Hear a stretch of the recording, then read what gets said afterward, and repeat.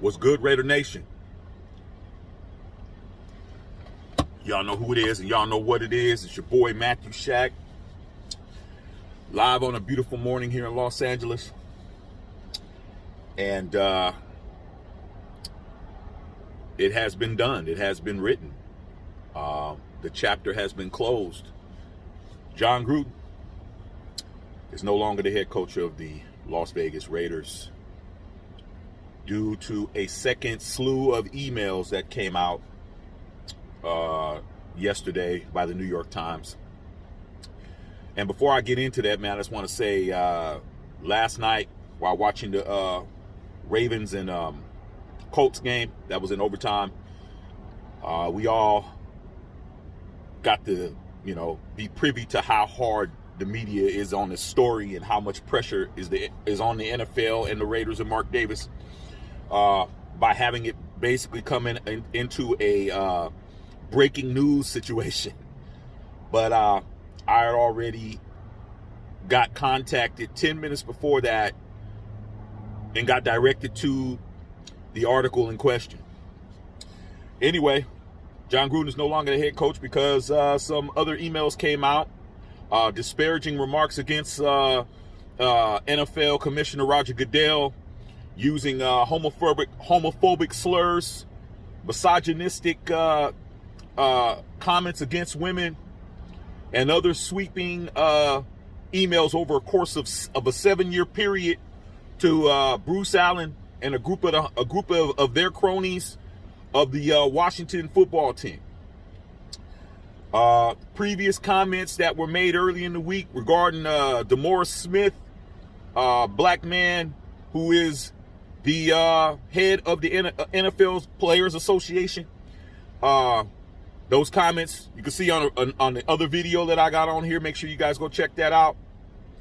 I went on Facebook last night, talked to about 25,000 Raider fans, and what was said during that email is what was the coup de grace and wound up cutting his head off. The head of the snake was cut off because of what was said about Roger Goodell, what was said about female referees, what was said about Michael Sam and homophobic slurs, that kind of situation. That's what did it. And here's the thing that I want to say about it. And then I'm going to get into, coaching and where we go from here. The thing that made me mad about it yesterday and finding out what happened was that up until the second round of emails that came out that had the disparaging remarks, like I just said, against Roger Goodell, Michael Sam, female referees, political situations between, Obama and Biden and all that other kind of stuff, was that after the comments that he made against DeMaurice Smith came out regarding lips like Michelin tires, he didn't get fired. So I wanted to make that clear to everybody. The racist comments or the racist trope that was made by Jon Gruden wasn't good enough for him to get fired, because that came out on Friday. He had a job Friday. He had a job Saturday. He had a job when he coached on Sunday. He had a job Monday morning. He had a job Monday afternoon. Okay? And then he didn't have a job by Monday evening. Why? Because on Monday morning or Monday afternoon, the other emails and the second slew of emails came out disparaging Roger Goodell, disparaging the other people. And that's when he went ahead and he was resigned or forced to resign or whatever the case may be. So I want to make it clear. If no second emails came out disparaging Roger Goodell, disparaging the other people that I just named, the LGBTQ community, and women, misogynistic comments, Jon Gruden would still be the head coach of the Las Vegas Raiders, because the comments that were racial comments wasn't enough. So my question is why? Now, when I made my comments, I only went by what I knew. I only went by what was reported. Based on what was reported and based on what was accepted by members of the NFL and prominent members like Tony Dungy and Mike Tirico you know, people on the telecast on NBC Sunday Night Football, and even Shannon Sharp came out and said that his brother Sterling Sharp, who Jon Gruden was his position coach when he was at Green Bay. I had people who were black, African American, who were co-signing it. And I was like, hey man, I never met Jon Gruden. I don't know the man, but I do trust and respect these people.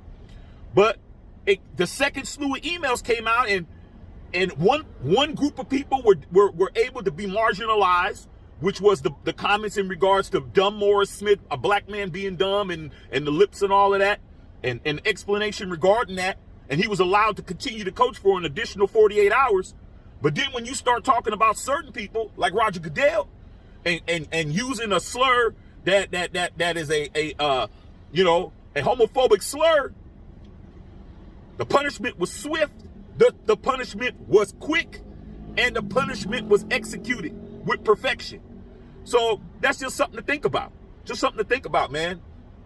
There's certain people you can talk about and still be around, and there's certain people you can't talk about and your ass won't be around.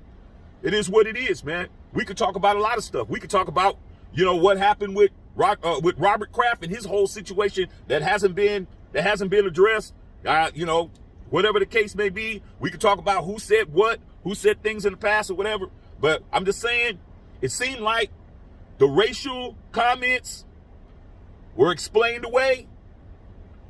But those comments against Roger Goodell and them other comments that came out yesterday, there wasn't no explanation. There wasn't no press conference. There wasn't no sit down and explain yourself. It was just a release with a statement, and that was it.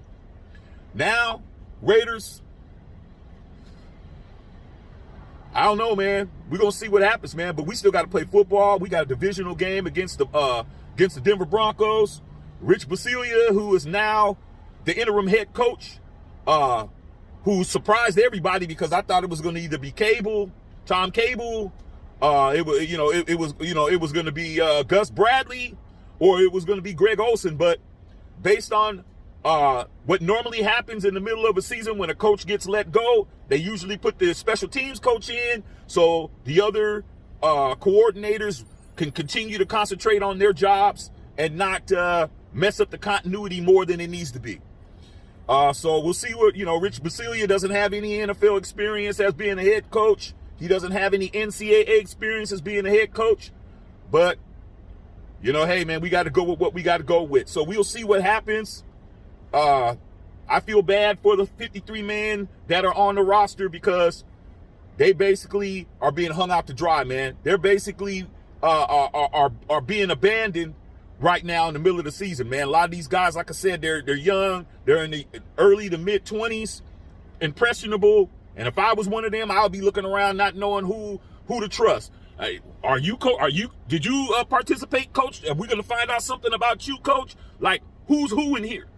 Okay? Is there any way we could pull the curtain down on all y'all and find out whether or not you said something 10 years ago, 15 years ago, 12 years ago, whatever the case may be? It is what it is. But this is a time to galvanize.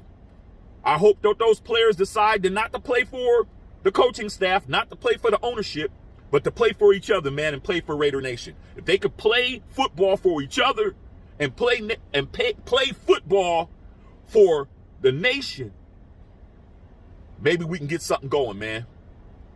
But it's the end of an era, and we're going to see how it turns out. All right, man, love all y'all out there, man. Raider Nation for life.